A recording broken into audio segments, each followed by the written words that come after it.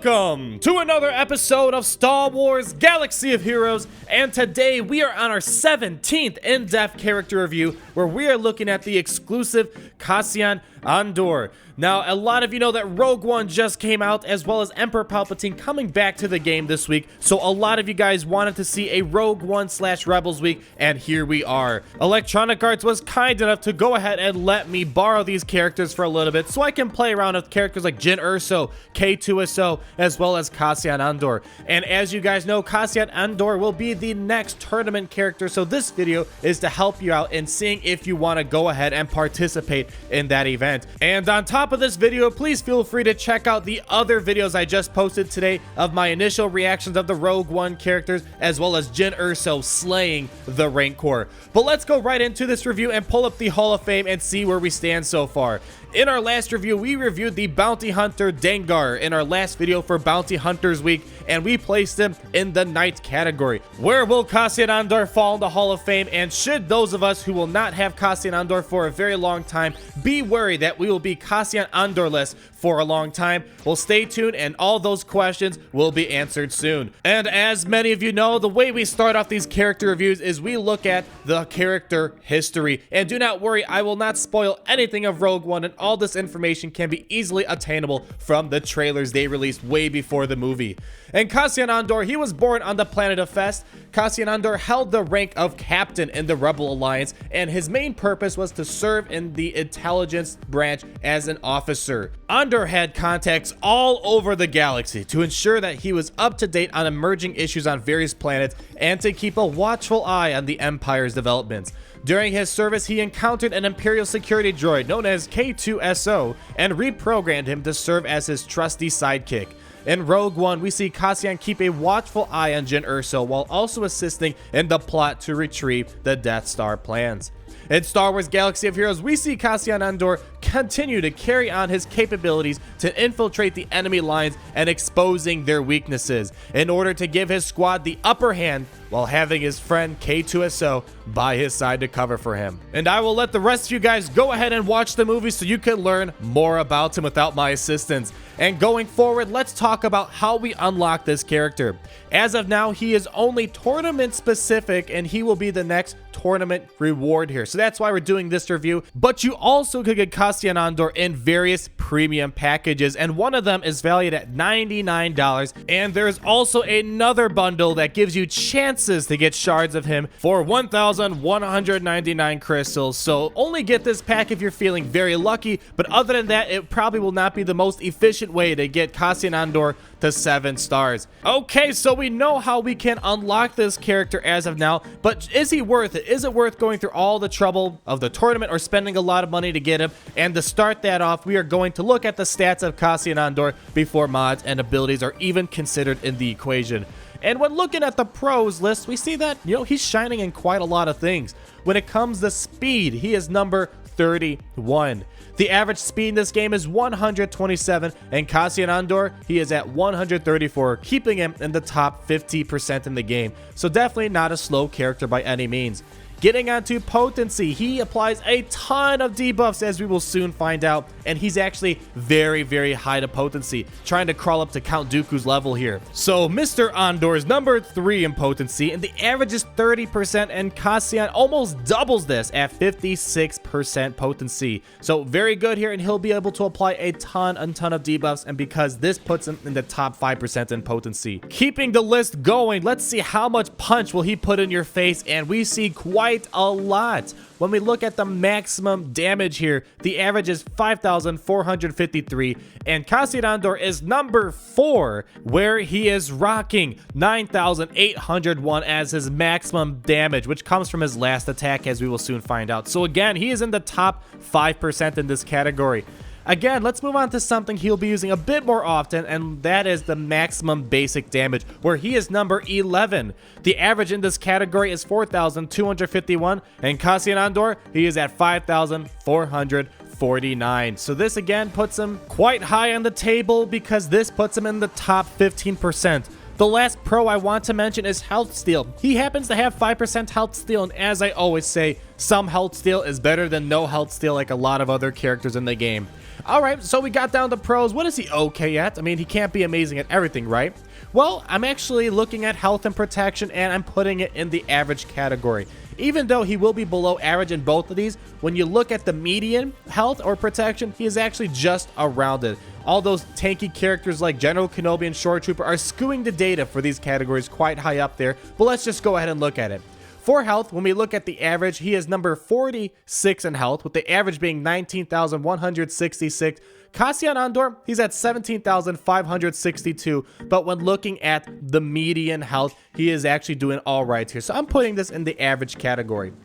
Next, what about protection, the close cousin to health, and he is number 39 in this category. The average health is 19,617, and Cassian Andor is just below that at 18,785. So again, when we look at the median, he is doing all right in this category. Okay, so let's check our list. We got the pros, we got the averages, and I think if I check twice, we gotta look at the stuff that makes Chewbacca wanna cry. But hey, Chewie, don't cry, because there really aren't too many game-breaking cons here, because the first thing is armor penetration, where he is number 68. The average armor penetration is 53, and Cassian Andor is 35. So yeah, definitely below the average, and he might not be able to pierce armor as much as other characters like Chiro Imwe or TIE Fighter Pilot. But again, this isn't game breaking as a slow character or low health, low protection, but it's still something that needs to be addressed.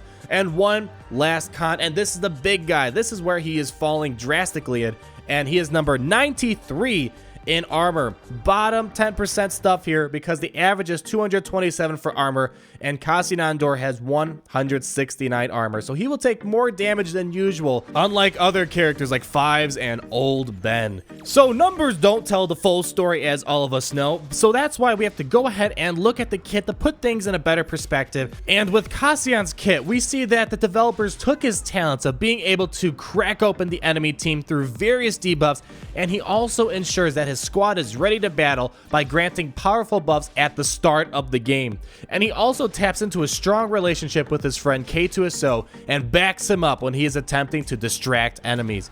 And to take a look at this, let's look at 2 steps ahead, his basic ability that you will be using most of the time. Not too much is going on here, but it's still useful. He deals physical damage to a target enemy and has an 85% chance to inflict buff immunity for 2 turns. So if you don't know what buff immunity is, that's just applying a debuff so no one can gain things like taunt, offense up, speed up, and it's just really great to prevent tanks like Royal Guard from taunting when characters like Palpatine are trying to make a much needed escape. Getting on to the next one, the one that's really interesting is Shock Grenade. He inflicts ability block, defense down, healing immunity, offense down, and let's see, oh yeah, and also speed down once each on a random enemy for 2 turns.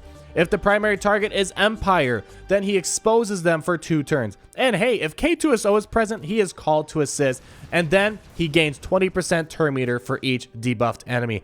So all those debuffs that I mentioned, they will not all apply to one character. They just kind of scatter across throughout the whole entire field.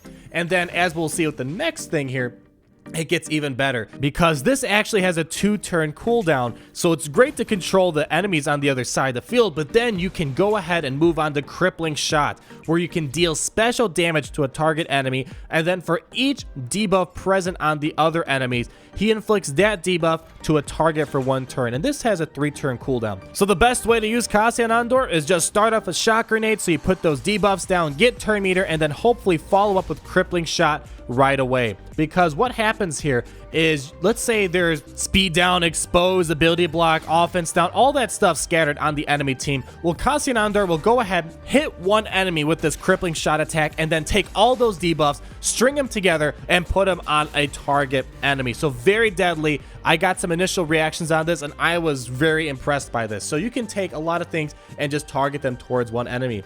Lastly, Groundwork. We see that at the start of each encounter, all Rebel allies gain protection up for 20% for 3 turns. And then all rebel attackers gain defense up for 3 turns. All rebel supports gain potency for 3 turns, and all rebel tanks gain tenacity up for 3 turns. And hey, if K2, his little buddy's around, then he gains all of these buffs. So this is really great for things like Galactic War to have that protection up because it constantly stacks on top of each other and carries over to the next round. And this sounds like a leader ability as well, very General Kenobi-like, where if depending on what character you are, you gain a special effect. And then this makes K2 a much more viable character when paired up with Cassian Andor.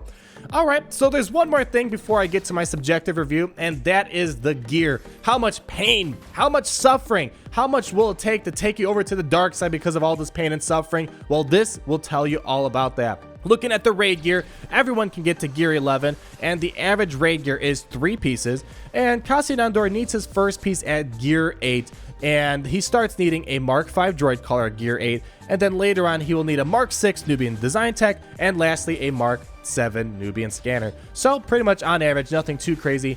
Now gold gear, if you're going to turn into a Sith because of pain and suffering, this is where it's going to be.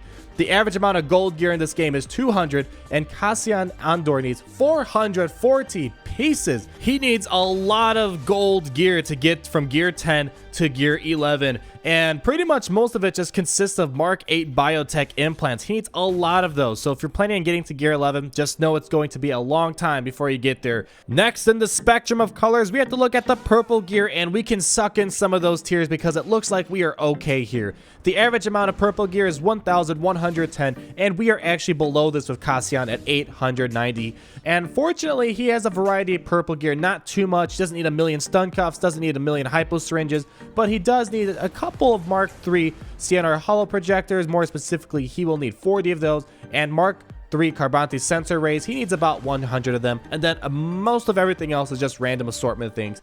And then when we look at blue, green, white gear, he is actually above average in all of these categories. For blue in particular, he is about 100 pieces above the average, so do keep that in mind. And green and white, he is definitely a little above the average, but nothing too crazy. All right, already with all that preliminary stuff out of the way, let's get to the subjective part of the review where I talk about his best friends. I talk about Yoda's checklist. I show you what mods you probably should use on him, but to start off with, let's go ahead and talk about my thoughts on this character. And initially, when I first tested him out the other day, you guys may have saw my initial impressions. I was actually very surprised, and he's a very fun character to use when in the right lineup. Stringing together all of those debuffs on the field onto one enemy makes it feel like you're kind of stringing decorations on a debuff Christmas tree. So it's a lot of fun, and it's very deadly. He is a decently fast character. He has great potency, has a variety of debuffs, and on top of that, he hits pretty hard, unlike Dengar like we saw a while ago.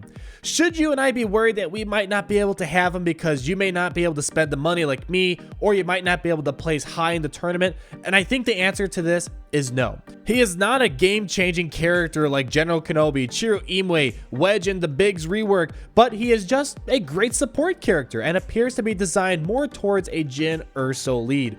But if you have someone that can cleanse like Rex, Ewok Elder, or if you can get tenacity up like someone such as Yoda or Rex, then Andor really loses his value. Also, when not in the right lineup, he appears to not be as threatening. Does he need K2 like Wedge needs Biggs? Are they both that complementary of each other, kind of like peanut butter and jelly? You can't have peanut butter and jelly without the jelly or peanut butter, and the answer to that is a for sure no. K2, yeah, he gets a lot of extra stuff from Cassian Andor, but in return, Cassian does not gain much from having K2 on the field, except some assists off his attacks, so no worries if you do not have both. So, what are his best friends? Who does he stay up late at night to say goodnight, to send jokes? Well, here are the best friends that I obviously could point out. K2, definitely, they're great buddies. K2 gets a lot from Cassian Andor, and Cassian does get a little bit of stuff from him. Jyn Erso is by far one of the best leaders for Cassian Andor, but not the greatest leader for Rebels in general.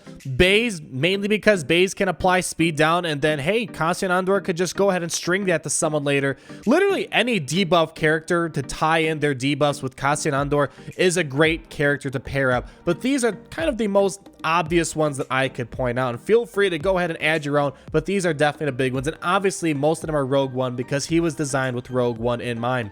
So I'm going to go ahead and show you the mods that I was running when borrowing this character for a little bit, and there's a few ways to go about this. My preferable choice is obviously critical chance and damage mod sets to just amplify his damage output, just so he's more deadly in Arena and Galactic War. Potency mods might be another great way to take this, but if you're running a Jin Ursa lead, it might not be that necessary, but the more potency, the more likely you are to apply a debuff. Also, in terms of secondary mods and the primary mods, you want to look at speed, protection, health, critical damage, critical chance, and potency, just so you can go ahead and make him even more viable. But speed is definitely my #1 priority for him, so he can constantly go ahead and string those debuffs. And let's go ahead and look at the do or do not checklist from Yoda and myself, where we go ahead and summarize all the events and see if he is viable in all of them before we get to the Hall of Fame. So firstly, let's look at Arena. Definitely a do. He's a great character for Arena. He can do some great stuff. He is limited. He doesn't work in every single lineup, but there are many lineups that he could work in. Galactic War, I showed my initial reactions video, and he actually is very helpful. With the protection bonus he gives, he's just constantly stacking protection for your squad throughout all the battles, so definitely do. You will get a lot of use out of him. Light battles, if we can do it in Arena and Galactic War, he is for sure great in light side battles. Same thing for Cantina battles, definitely do. Both light side and Cantina battles are going to be a do. Mod challenges is a definite do, although not the most useful mod challenge. Tenacity is not really used all that much. You can still use them for that, so definitely go ahead and put a do in there. Heist, he is not a scoundrel or a bounty hunter by any means, so he will not be going ahead and robbing banks for you, so do not.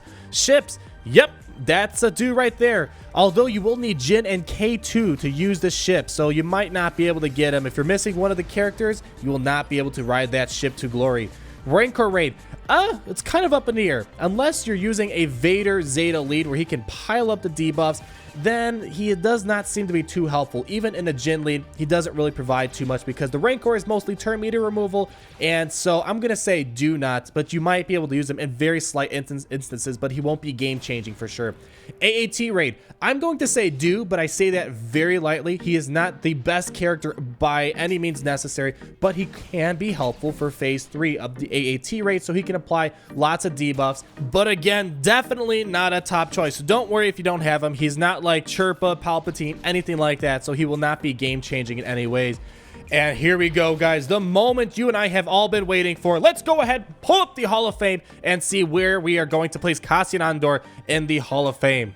From Grandmaster to Youngling, Cassian Andor, the tournament character coming up, will be placed in the Master category. He is not going to be a Grandmaster easily because he is not amazing 100% of the time like the rest of the Grandmasters there.